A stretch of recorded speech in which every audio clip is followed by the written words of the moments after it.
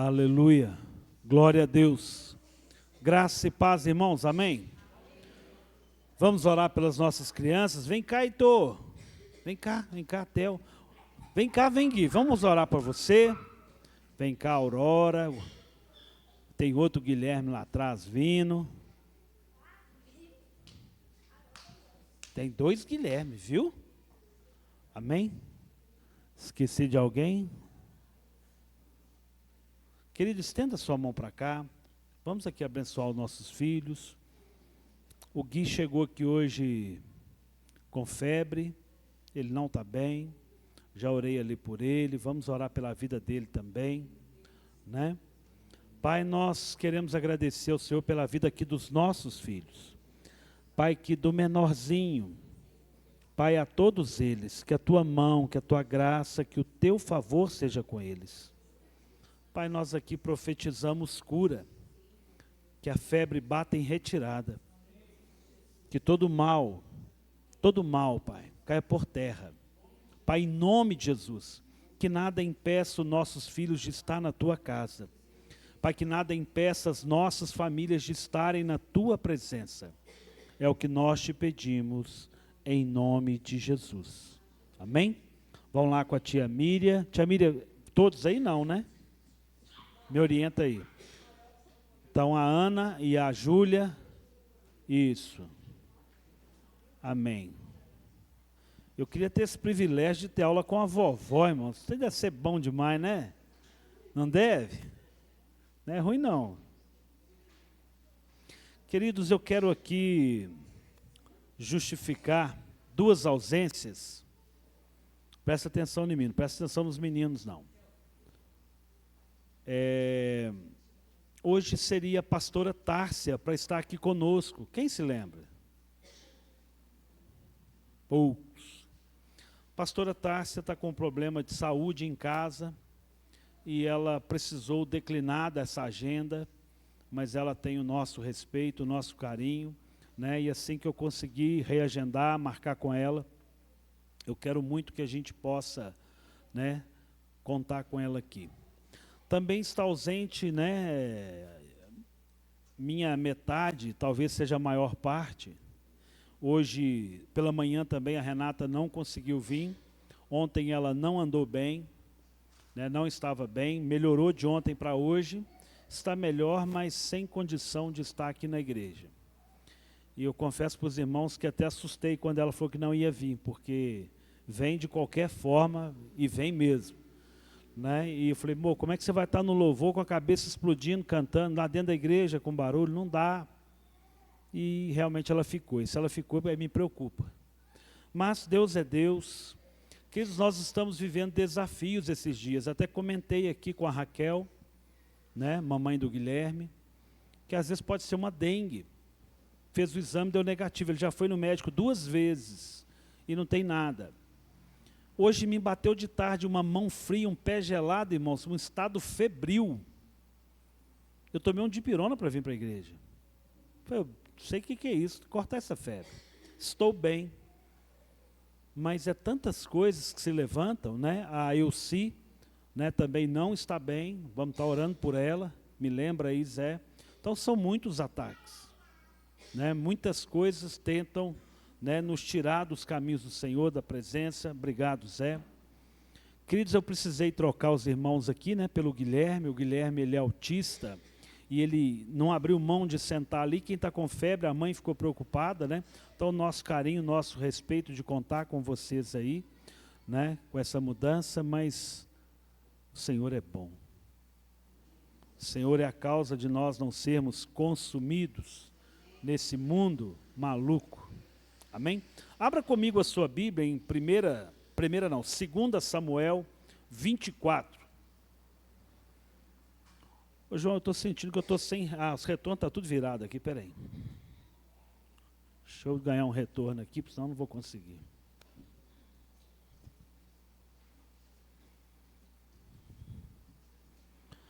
Amém. Som. 2 Samuel 24, verso 10 ao 17.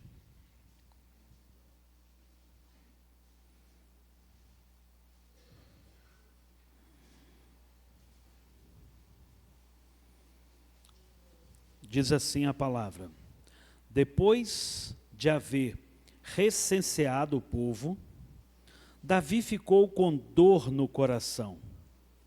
E ele disse ao Senhor: cometi um grande pecado ao fazer o que fiz. Mas agora, ó Senhor, peço que perdoes a iniquidade do teu servo, porque fiz uma grande loucura. Quando Davi se levantou pela manhã, a palavra do Senhor veio ao profeta Gade, vidente de Davi, dizendo: vai e diga a Davi, assim diz o Senhor, eu lhes ofereço 3 opções, escolha uma delas, para que eu a execute contra você. Gade foi falar com Davi e lhe comunicou isso, dizendo: você quer 7 anos de fome na terra, ou 3 meses fugindo dos seus inimigos, que vão persegui-lo, ou ainda 3 dias de peste na terra? Decida agora e diga que resposta devo dar ao que me enviou.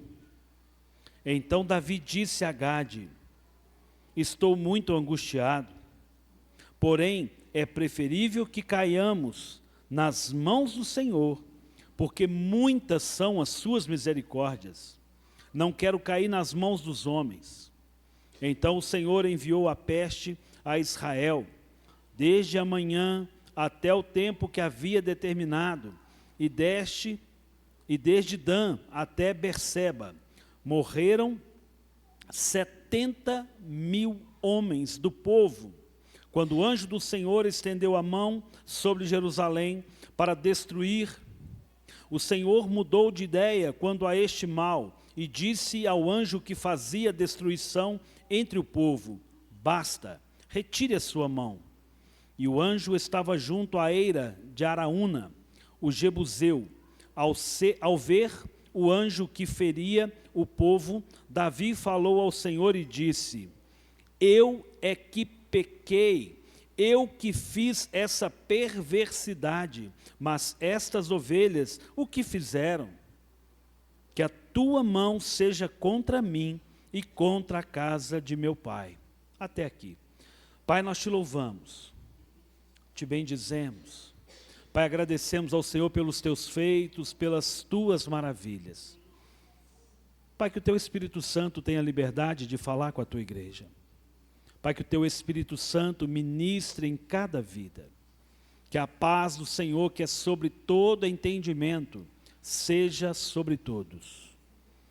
Pai, que a graça do Senhor seja comigo na ministração dessa palavra.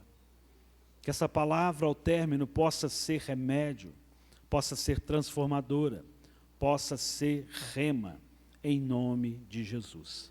Amém? Pode se sentar, queridos.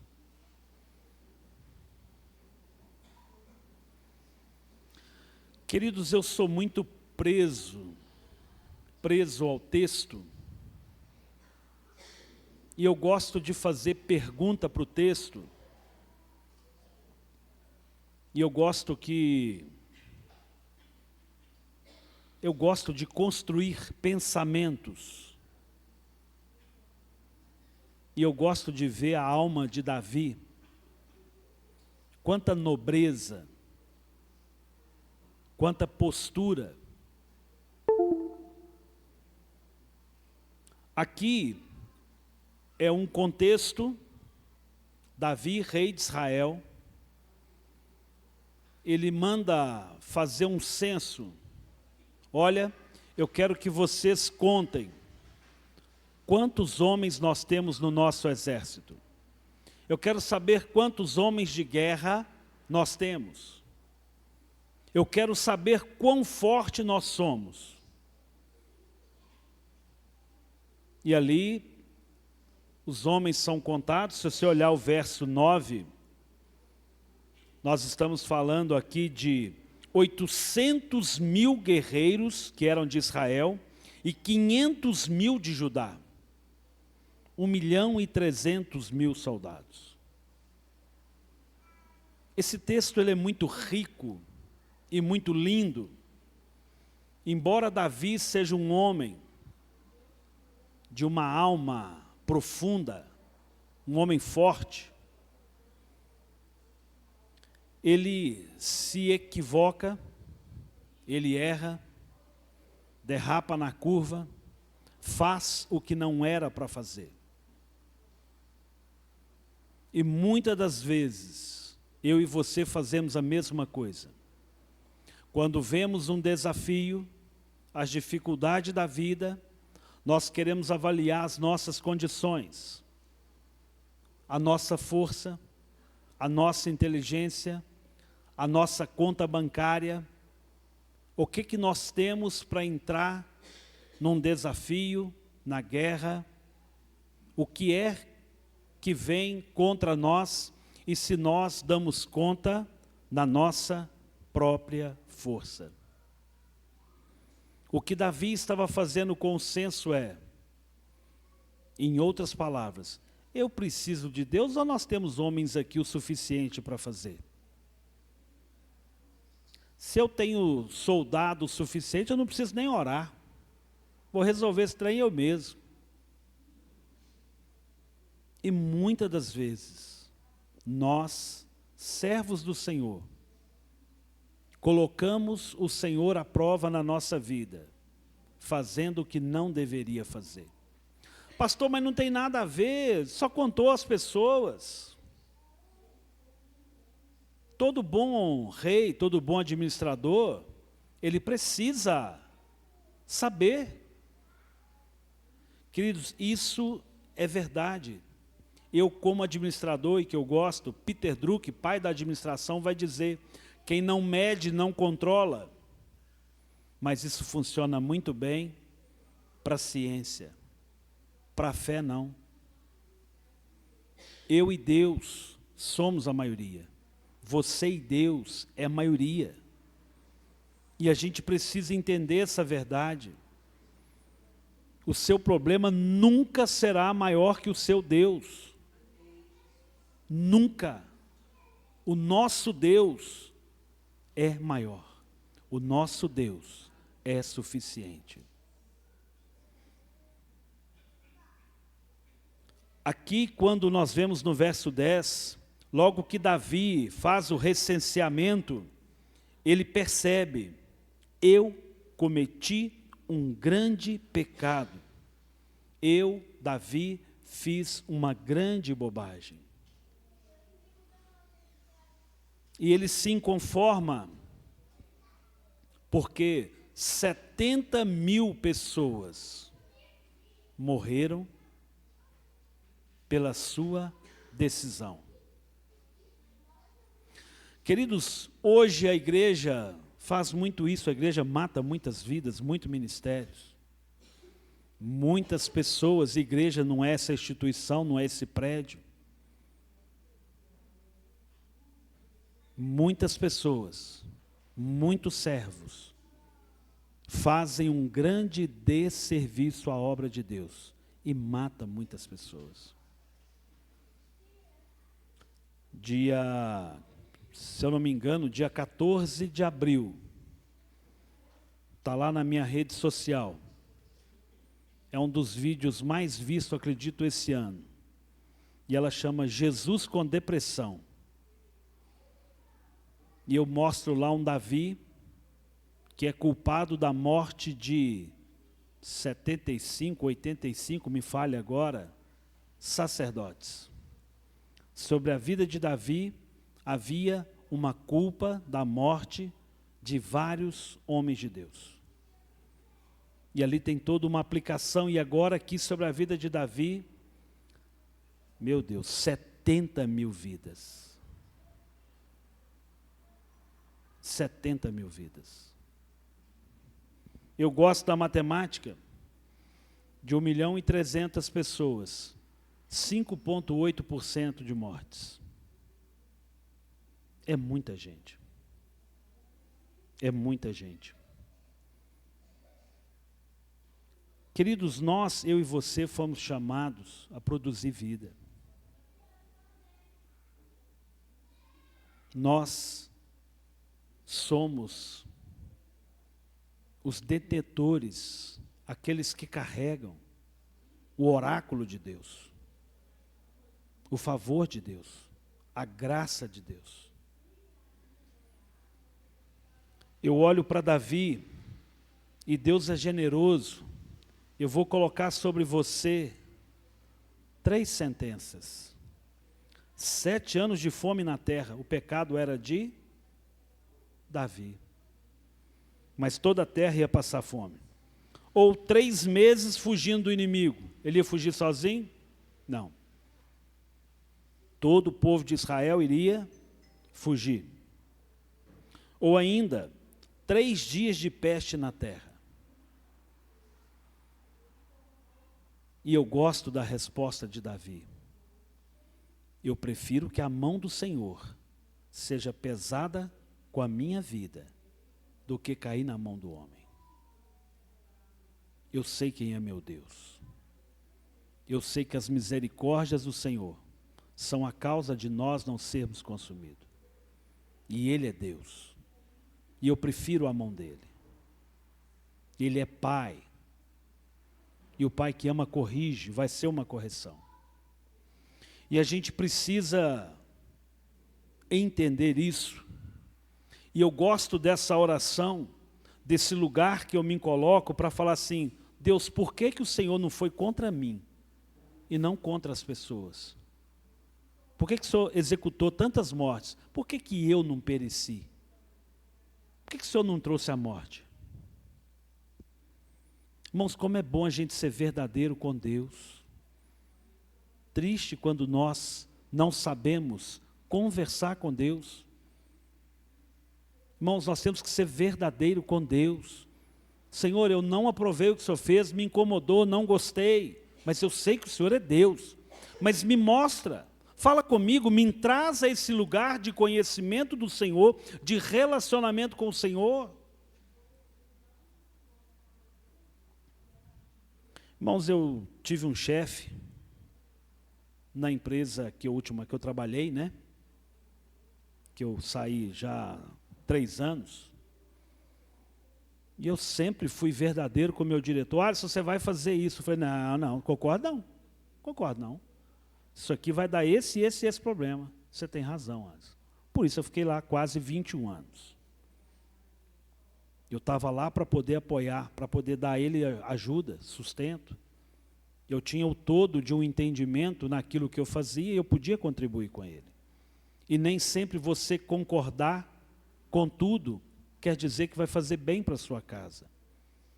Às vezes o questionamento da esposa deve ser muito bem se atentar, o questionamento do marido, porque vai somar na vida do outro. É para o bem comum. Então, queridos, aqui nós temos um Davi que passa por um desafio e a mão do Senhor ali é pesada por 3 dias. Quantas vidas perdidas? As nossas lutas nunca serão vencidas pela nossa força, pela nossa capacidade. Mas há algo aqui que eu gosto de olhar para a Escritura, quando a gente fala de unidade. Irmãos, a dor da Raquel com o Guilherme é a nossa dor. A preocupação de um é a preocupação do outro. O bem-estar de um é o bem-estar do outro. O favor do Senhor sobre nós é para todos. Isso precisa ser muito claro, porque quando vem o castigo, o sol é para todos, a chuva é para todos, irmãos. E a gente precisa muito cercar, amar, abraçar. Vamos comigo em Romanos 12. Romanos 12, 2.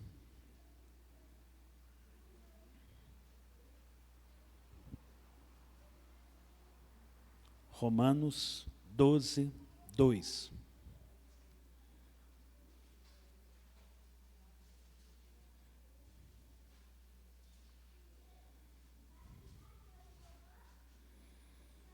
Diz assim, e não vivam conforme os padrões desse mundo. Eu quero ler pausadamente, Qual é o padrão desse mundo? Eu tenho dinheiro, eu pago, eu conserto, eu faço. Eu dou conta, eu estou preparado, eu tenho entendimento, eu tenho conhecimento, então eu resolvo ao meu jeito.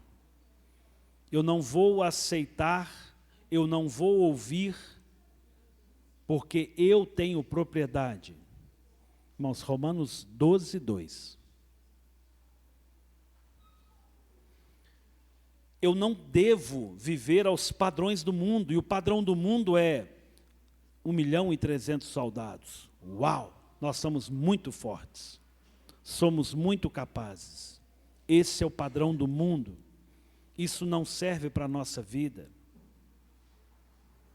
O nosso padrão é eu e Deus. Somos a maioria. Deus é comigo, Deus é conosco. Mas deixem que Deus os transforme pela renovação da vossa mente. Querido, se eu for o mesmo cristão de ontem, eu estou errando, eu não estou entendendo a verdade da palavra. A palavra, ela não muda, mas eu preciso renovar a minha mente, eu preciso crescer, eu preciso melhorar, eu preciso progredir em conhecimento de Deus e em conhecimento da palavra. Lá em Provérbios vai dizer, a revelação de Deus, ela é progressiva, ela é como a luz da aurora, que vai brilhando, brilhando, até ser dia perfeito. E eu vou me envolvendo, eu vou relacionando com esse Deus, e a palavra que é imutável, que não muda, transforma a minha vida, e eu mudo, e eu cresço, e eu desenvolvo, e eu sou transformado. Então eu preciso renovar a minha mente, a forma que as coisas do mundo operam, e a forma como as coisas espirituais são operadas. Olha, eu vou fazer uma entrevista de emprego, eu não tenho todos os requisitos, mas Deus é Deus, porque eu vou confiar em Deus. Uns confiam em carros, e é exatamente isso que o texto quer dizer, uns confiam na sua força, no seu poderio de guerra, nós, porém, fazemos menção do nome do Senhor. Do nome do Senhor. Então é preciso renovar a nossa mente. Para quê? Para que eu possa experimentar, para que eu possa encontrar, para que eu possa viver qual é a boa, perfeita e agradável vontade de Deus. Irmãos, é preciso entender como que Deus tira 70.000 vidas por o erro de um.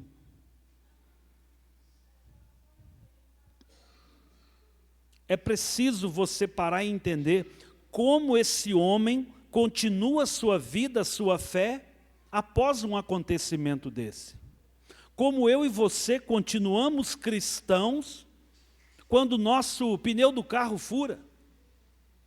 Ou quando acaba açúcar na despensa e graças a Deus tem dinheiro na conta, é só ir lá e comprar e a gente às vezes murmura. Como é a nossa vida espiritual? Nos primeiros detalhes da vida, em uma angústia, em uma perda, ou em um insucesso, um fracasso. A nossa geração dos 50 para trás, vou botar esse número aí, é acostumada a saber perder, a saber não ter, a saber viver com falta. Mas a geração de hoje vive um desafio, porque é preciso ter, mas esquece de ser, e eu não estou falando aqui com juízo, eu estou falando aqui como um cenário normal, que é os dias de hoje. Eu tenho que ter um iPhone, eu tenho que ter uma profissão, tenho que ter um bom salário, mas é difícil sujeitar a algo para começo, para início, Eu quero casar com alguém que tem um apartamento e um carro. A minha esposa casou comigo quando eu era ninguém e fez com que nós crescêssemos juntos. São tempos diferentes. A gente mesmo quer que os nossos filhos casem, mas que eles tenham uma estrutura primeiro, sendo que eu casei não tendo nada. A gente precisa olhar como são as coisas, e o que verdadeiramente nós precisamos é Deus. É Deus. Qual é a boa, perfeita, agradável vontade de Deus? O que é que paira sobre a nossa vida? O que é que você precisa para ser feliz? O que te faria feliz se porventura agora você tivesse uma lâmpada, a lâmpada do gênio que todo mundo conhece, acredito que os meninos mais novos aí sabem. Sabe, Isaac? O que é a lâmpada do gênio? Você dá 3 esfregadinhas nela, sai um gênio lá e ele te dá 3 desejos. O que você quer? Você quer morrer de peste? Você quer... Dura palavra. Se tivesse um gênio, o que mudaria a sua vida? O que mudaria a sua vida? Vamos comigo em Mateus 6:10.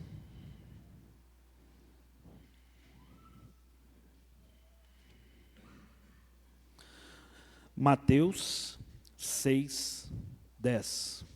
A famosa oração do Pai Nosso.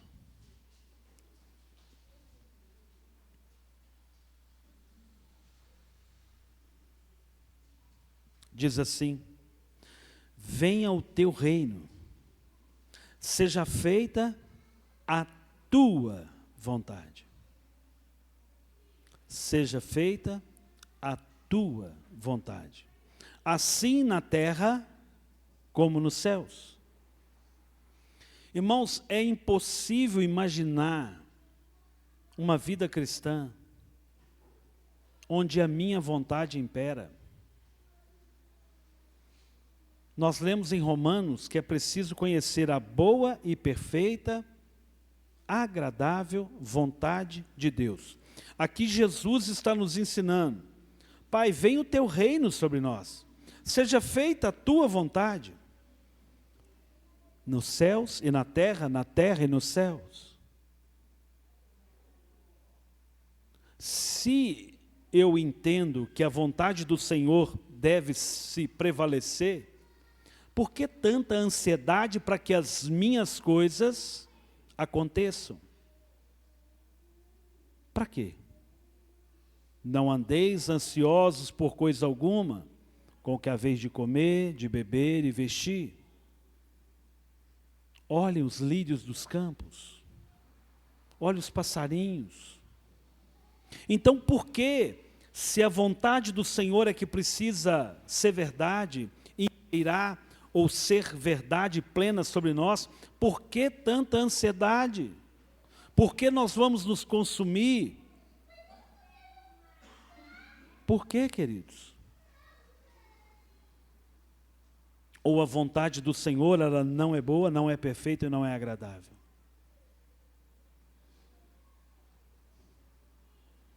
Ainda em Mateus, vão no capítulo 26. Mateus 26, 39.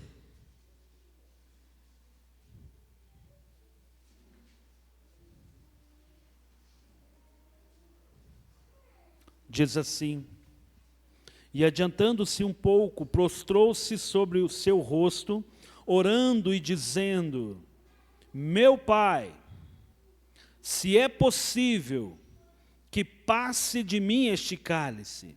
Contudo, que não seja feita a minha vontade, mas a tua. Irmãos, nós temos um Jesus que, quando ele inicia o seu ministério, ele nos ensina a orar: Pai, seja feita a tua vontade. E na hora da prova, na hora da provação, ele praticou, ele colocou em prática aquilo que ele ensinou. E aquilo que é bíblico, eu e você precisamos colocar em prática. O evangelho precisa ser prático. Na hora da prova, na hora da angústia, Pai, se for possível, passa de mim esse cálice amargo, essa dor, essa enfermidade, essa causa. Pai, mas que em tudo eu possa contemplar como o Senhor é bom. Pai, não permita que no meio dessa luta, dessa angústia, os meus olhos percam como o Senhor é misericordioso, como o Senhor é bom. Deus é Deus. Irmãos, nem todas as respostas nós vamos ter aqui. Eu já falei isso aqui e não falo com remorso. Muito gostoso, tenho vivido um momento muito rico. O Vitor fez 18 anos, tirou carteira e tem sido muito legal. Mas era para eu ter um filho de 20 anos. E tudo que o Alisson poderia ter feito, de construir uma casa, de ter um carro, de ter um plano de saúde o mais organizado possível, tudo que seria correto e lícito para fazer, para eu dar o melhor para o meu filho, eu preparei. E ele não veio. Ou veio, e o único presente que eu dei para ele, para o Rodrigo, foi um caixão. Não tive condição de dar mais nada para ele, a não ser um caixão. E como eu louvo a Deus por ter o Vitor. Como é bom ter o Vitor. Também te amo, filho. Vitor está fazendo coraçãozinho lá, irmãos. E queridos, por quê? Mas as coisas que nos sobrevêm vão nos impedir de ver Deus ou vão nos aproximar de Deus? Irmãos, nós precisamos conhecer mais de Deus. Porque a vontade do Senhor, ela é boa, ela é perfeita e ela é agradável. E a minha mente humana não consegue. Como nós poderemos medir a mente do Senhor? Como nós poderemos visitar a mente do Senhor e entender com a mente dele? Nós só temos um caminho: aproximar-se mais dele, conhecer mais dele, para que as coisas façam sentido. É preciso conhecer mais o Senhor. Aqui nós temos um Jesus que nos ensina a orar.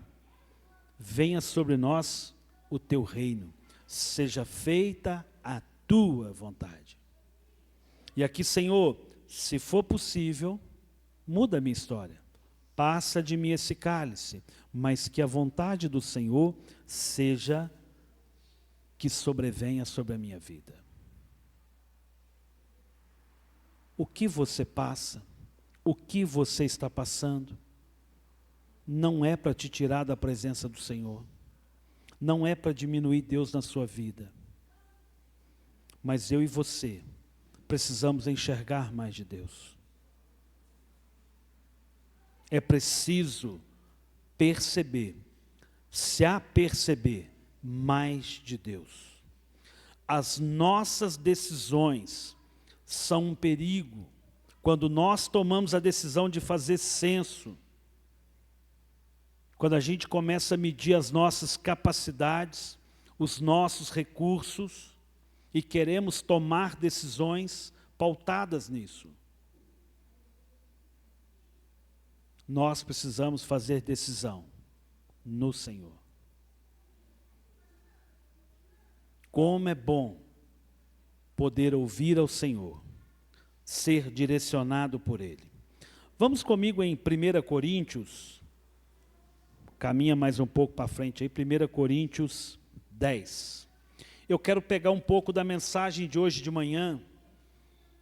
A mensagem de hoje de manhã falou assim, ó: não busque os seus próprios interesses. Não busque. Então eu quero pegar um pouco disso, porque nós estamos falando da vontade do Senhor. 1 Coríntios 10, verso 24.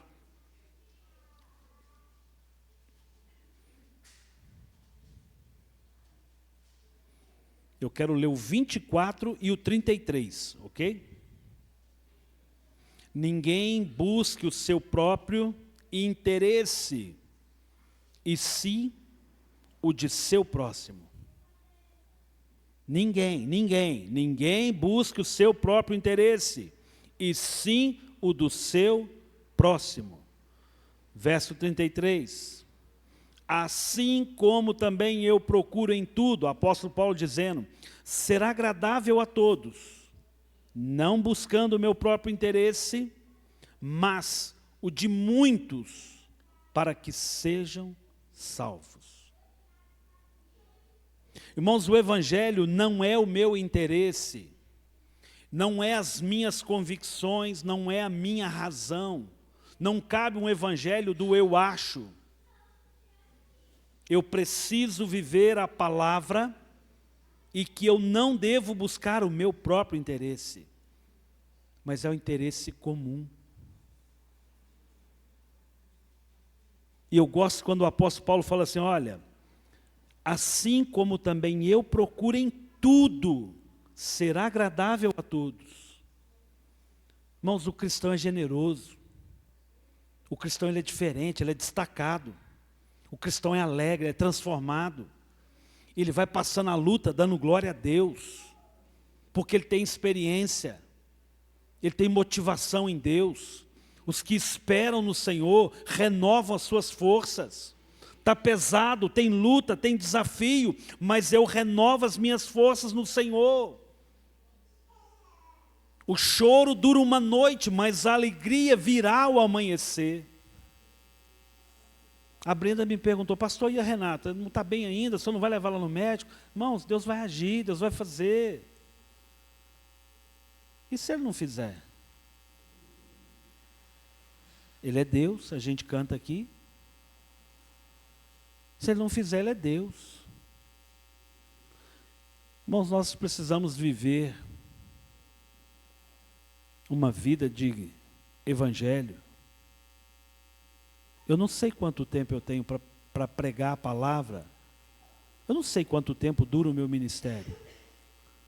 Mas enquanto o Senhor me der fôlego, como eu quero usar a minha boca para adorar ao Senhor, para pregar a palavra, para falar dos oráculos do Senhor. Nós não sabemos. O amanhã é um mistério. Hoje é um presente. Eu tomo as minhas decisões hoje, amanhã está nas mãos do Senhor.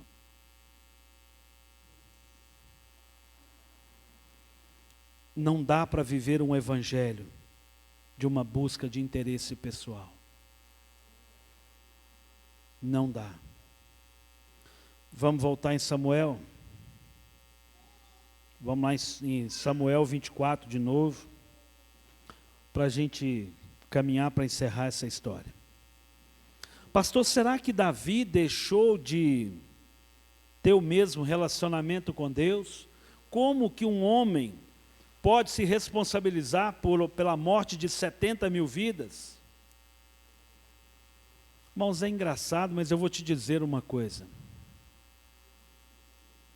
O Senhor quer colocar o seu povo em coisas grandes, mas Ele só confia na sua mão a capacidade que você tem hoje.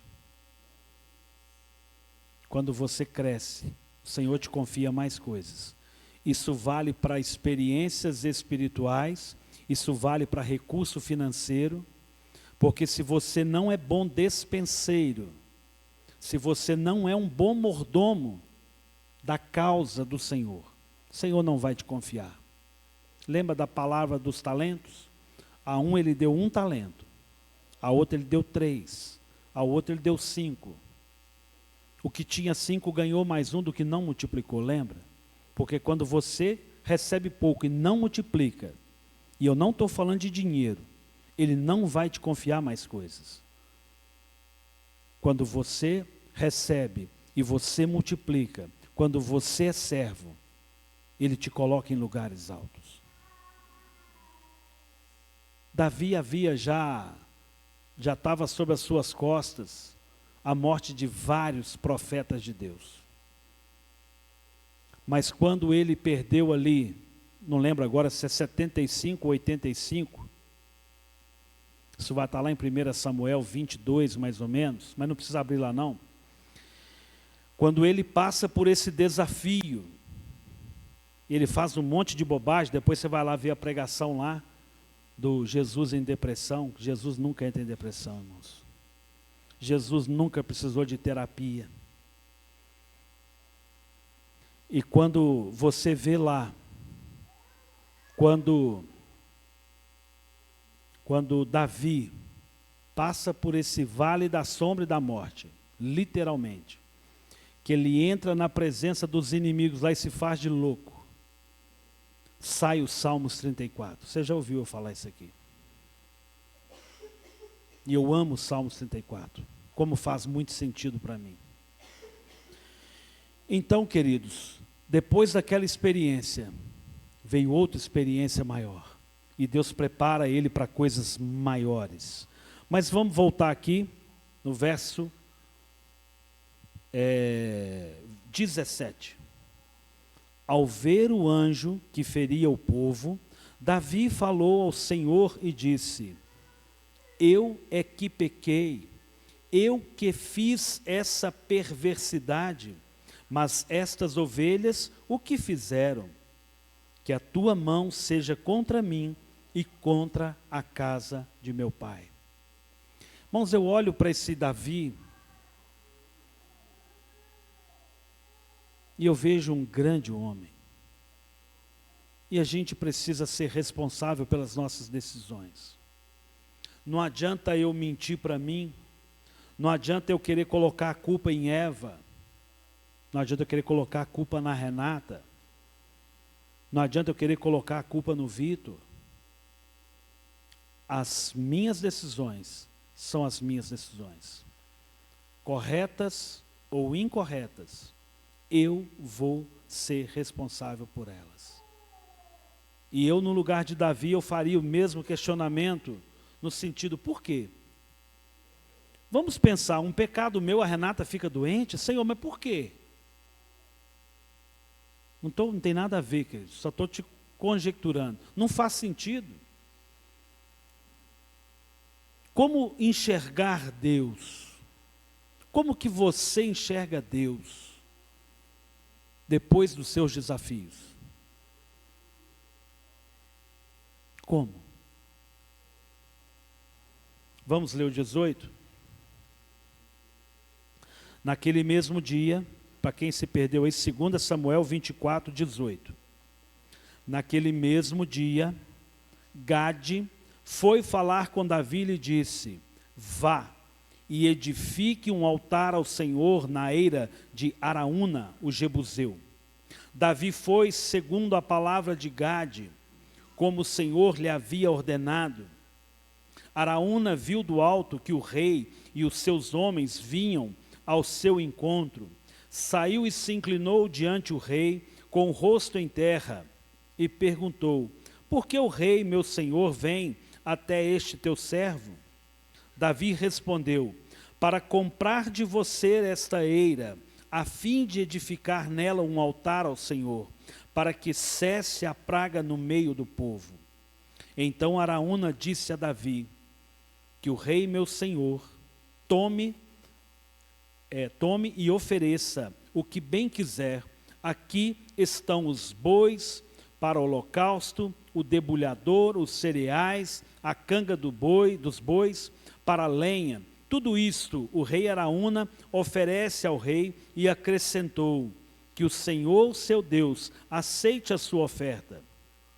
Porém, o rei disse a Araúna: não, eu vou comprar de você pelo que vale, porque não oferecerei ao Senhor nada que não me custe sacrifício. Assim Davi comprou a eira e os bois por 50 moedas de prata. Davi edificou ali um altar ao Senhor e apresentou holocaustos e ofertas pacíficas. Assim o Senhor se tornou favorável para com a terra, e a praga cessou no meio de Israel. Embora Davi Fala assim: olha, Senhor, eu não achei o Senhor coerente. Eu achei muito esquisita a sua decisão. Como pode? Eu pequei e o Senhor foi sobre 70 mil vidas. Eu não achei coerente. Mas, Senhor, sobre a palavra do profeta, eu vou sacrificar. Eu vou apresentar diante do Senhor. Queridos, e não existe evangelho sem sacrifício.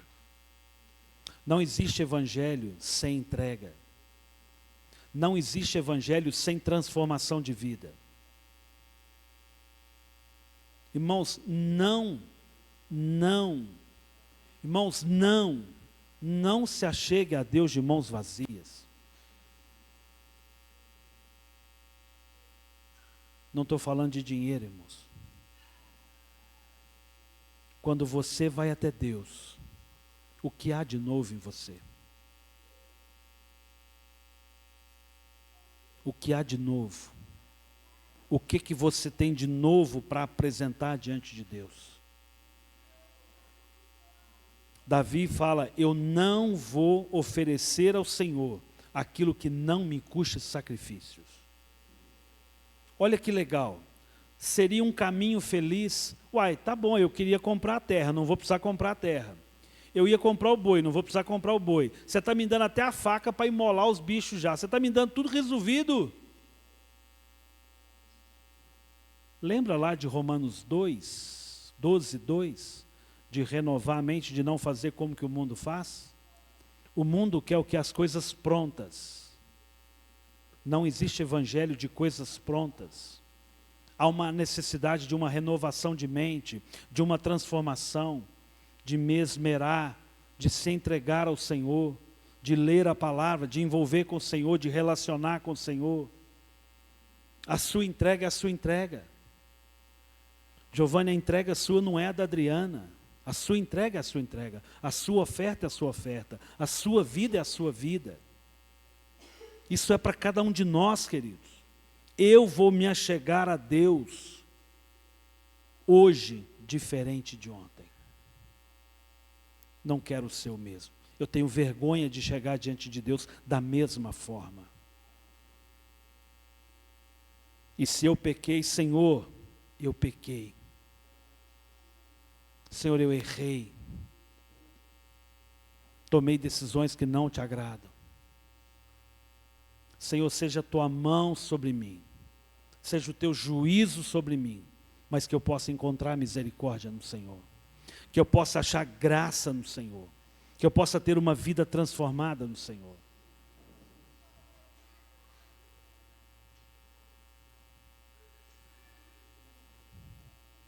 Como que você chegou aqui hoje?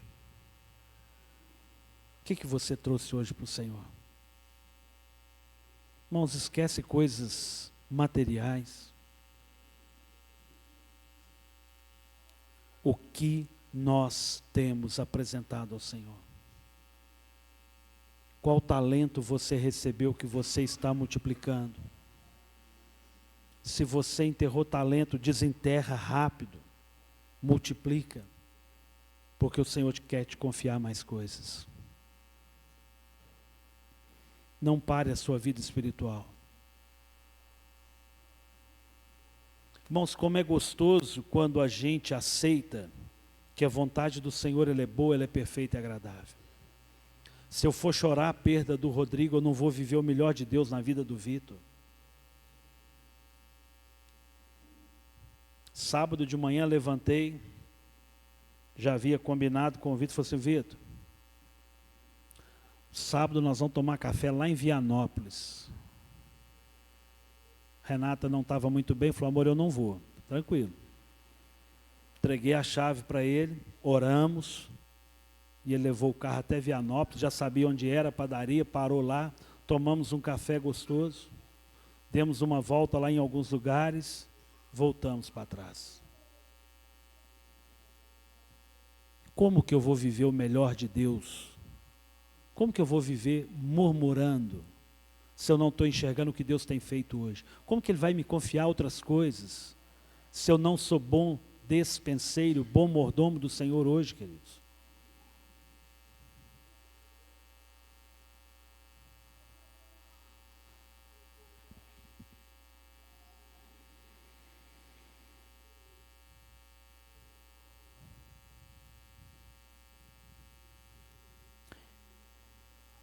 O verso 25, né? Davi edificou ali um altar ao Senhor e apresentou holocausto e ofertas pacíficas. Que nós precisamos edificar. Eu não edifico porque eu não tenho um lugar reservado na minha casa. Tem, queridos. A gente é cheio de desculpa. Tem tanta forma. Tem tanto jeito. É preciso edificar ao Senhor. É preciso se apresentar ao Senhor. É preciso se achegar diante do Senhor com ofertas. E não pense em dinheiro, irmãos. Com ofertas. Com algo que é gratidão daquilo que o Senhor tem feito.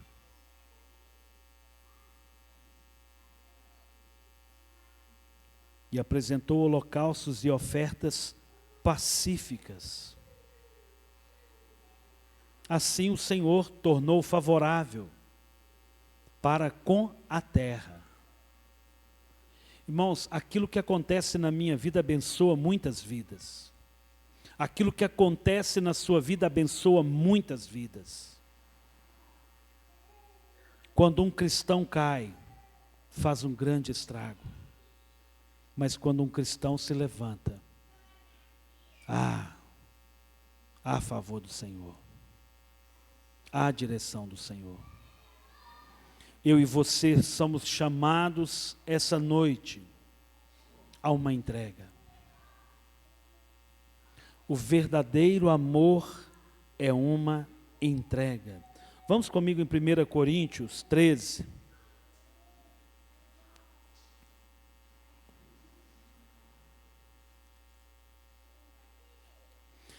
Não quero ler ele todo. 1 Coríntios 13, verso 4.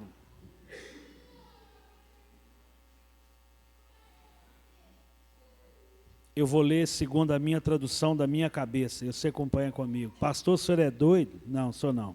Você vai entender. Porque Deus é paciente. Verso 4. 1 Coríntios 13, 4. Porque Deus é paciente, é bondoso, porque Deus não arde em ciúmes, não se envaidece, não é orgulhoso, não conduz de forma inconveniente. Pastor, só quer dizer então que Deus não foi inconveniente lá com Davi? Não, não foi, irmãos, ele é Deus. Pastor, Deus não errou quando o senhor não teve o filho do senhor? Não, ele é Deus. Ele não é inconveniente, ele não erra. Ele não busca os seus interesses próprios. Que é isso? Irmãos, Deus é Deus. Deus opera de uma maneira sobrenatural. Sabe por que eu falo isso? Porque Ele é Deus e Ele nos criou para quê? Para que Deus precisava do homem, queridos? Se é que a gente pode dizer que Deus precisa de nós. Deus plantou um homem num jardim para relacionamento. Deus tem prazer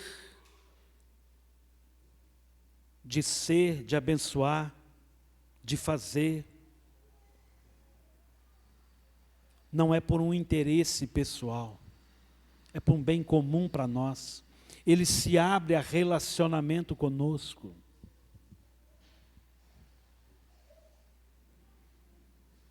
Deus não se alegra com a injustiça, mas se alegra com a verdade.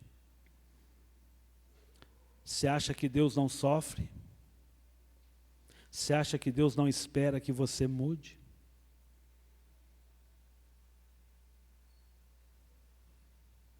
Vamos na tradução certa agora, né? O amor é paciente. O amor não arde em ciúmes, não se envaidece, não é orgulhoso, não se conduz de forma inconveniente, não busca seus interesses. Não busca os seus interesses. Irmãos, cada coisa que você faz na casa do Senhor, tudo que você faz é para o reino, não é para você. Irmãos, estar aqui hoje pregando a palavra é pura misericórdia do Senhor, é graça, é favor do Senhor. Irmãos, e eu sempre oro, toda segunda-feira o nosso culto de oração, Senhor, levanta homens e mulheres de Deus, pregadores da palavra, homens de compromisso, mulheres de compromisso com a verdade. Não tem vaidade minha nesse lugar, irmãos. Não tem.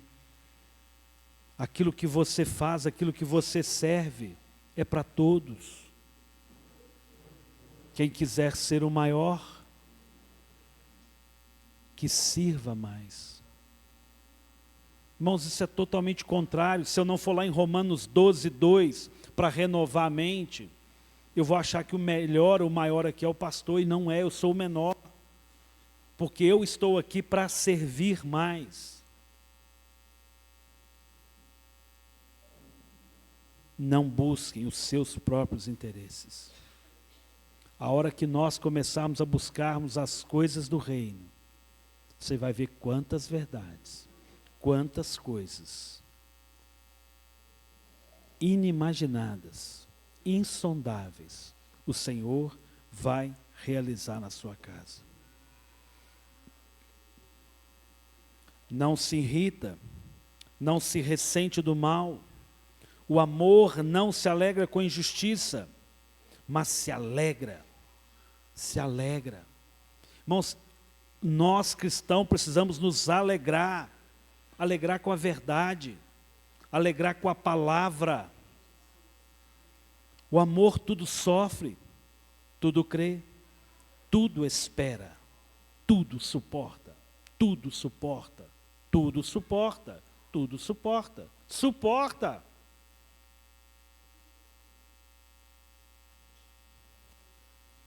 Não cabe, não tem jeito. Uma vida cristã de interesse pessoal, não tem jeito.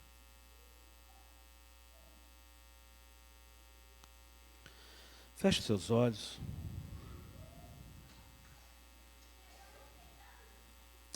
Pai Santo, santo é o teu nome. Pai, nos ensina a viver as verdades, os desafios da palavra. Pai, o verdadeiro amor é uma entrega, e o Senhor se entregou por nós. O Senhor se entregou por nós. Pai, que possamos viver esse Evangelho de forma prática, prática no sentido de colocar em prática, de vivermos a verdade, de crermos na verdade, de confiarmos na verdade, de esperar no Senhor essa transformação e essa graça. Mas se ela não vier, o Senhor é Deus. Pai, o Senhor tem prazer de nos abençoar. Pai, o Senhor é Deus de amor. E o Senhor é paciente conosco, esperando de nós essa mudança, essa transformação. Pai, o Senhor é paciente conosco, o Senhor é bondoso conosco. Pai, nos abençoe, nos conduza para que possamos alcançar no Senhor essa transformação, essa mudança, achar no Senhor essa verdadeira alegria. Pai, que possamos saber que no Senhor tudo podemos passar. Tudo podemos passar. Pai, seja a mão do Senhor, seja a tua graça, seja a tua misericórdia, hoje e sempre, em nome de Jesus.